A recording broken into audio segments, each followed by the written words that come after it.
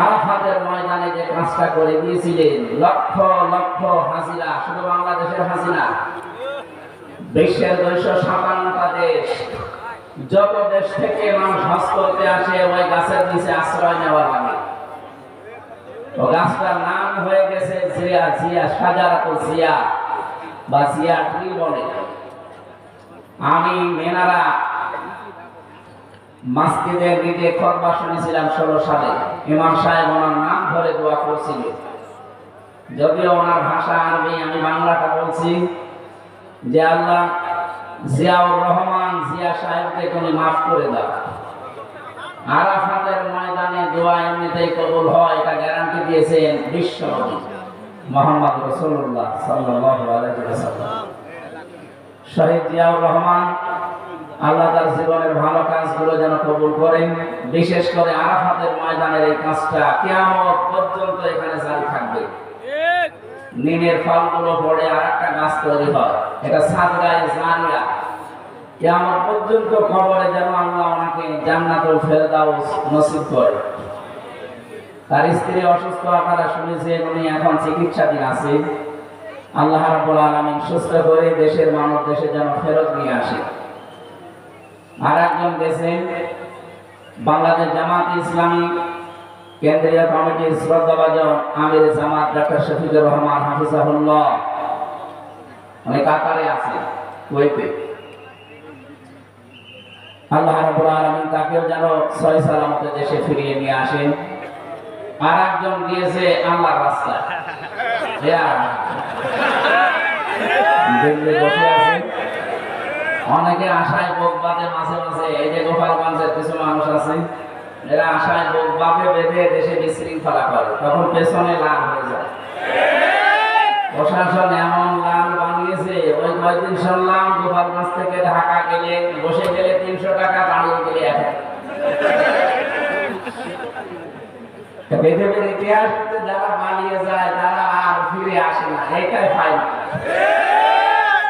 805 বছর আগে পালিয়েছে লক্ষণ সেন, আজও আসেনি। আসার সম্ভাবনা নেই, কথা বলেন না কেন? আশরাফ ঘানি পালিয়েছে, এসেছে? বাশার আল আসাদ পালিয়েছে, এসেছে? পালিয়েছিল না শ্রীলঙ্কার একজন, সেও এখন আসেনি, আসবেও না। আর ইনি যা গেছে, অনেক বলছিল না 70 বছর সাজা দিয়েছে, ওনার তো 700 বছর হওয়ার কথা। 700 না, 7,000 বছর জেলখানায়। আমরা বহু মানুষকে দেখেছি, জিজ্ঞাসা করলাম, ভাই আপনার কয় বছর শাস্তি দিয়েছে? এই যে শাহজাহান জল্লাদ যে লোকটা ছিল, ও বছর 250 বছর। আমি আরেকজনকে পেয়েছিলাম, মকিম গাজী, এই লোকটারে বললাম কত বছর শাস্তি? বলছিল 167 বছর। আপনি বাঁচবে না, অলরেডি আপনার প্রায় 35-40 বছর চলছে জেলখানায়, তাহলে আমার কবে বের হবে? তার মানে ও যদি পুরা জেল থেকে বের মরে যায়, কবরে যাওয়ার পরে আবার জিন্দা হবে, আবার জিন্দা হবে, তারপরও তার শাস্তি শেষ হবে না। এরা আমার বিরুদ্ধে প্রায় 275টার উপরে অলরেডি মামলা হয়ে গেছে, তা সব মার্ডার মামলা। 2006 থেকে শুরু করে 24 পর্যন্ত হাজার হাজার মানুষ হত্যাকারী তালিকায় ওনার নাম, হয় হুকুমের আসামি অথবা সরাসরি হত্যার সাথে জড়িত। একটা মানুষ মেরে ফেললে তো তাকে ফাঁসি দেওয়া, তাকে মেরে ফেলা, এটা কোরআনের নির্দেশ। কুতিবা আলাইকুমুল কিসাসু ওয়া হুয়া কুতিবা আলাইকুমুল কিসাস। আল্লাহ তাআলা বলেন, আমি কিসাসের এই বিধান লিখে দিলাম। সুতরাং একজন মানুষ যদি বিনা অপরাধে কাউকে মেরে ফেলে, তার শাস্তি হচ্ছে তাকে মেরে ফেলা লাগবে, তাছাড়া আর কোনো শাস্তি নেই। 2024-এ 2732 জন মানুষ মারা গেছে। একটা আপনি দলিল দেখাতে পারবেন, প্রমাণ দেখাতে পারবেন যে এই বৈধ কোনো কারণে আমি মেরে ফেলেছি? সুতরাং যাই করেছেন আপনার এদেশের মানুষ, যেহেতু সবাই, শুধু আজকে সাতক্ষীরার মানুষের হাত তুলেছে তা না, আমি 630টা থানা আছে বাংলাদেশে, কম বেশি প্রায় থানায় আমার যাওয়া হয়ে গেছে।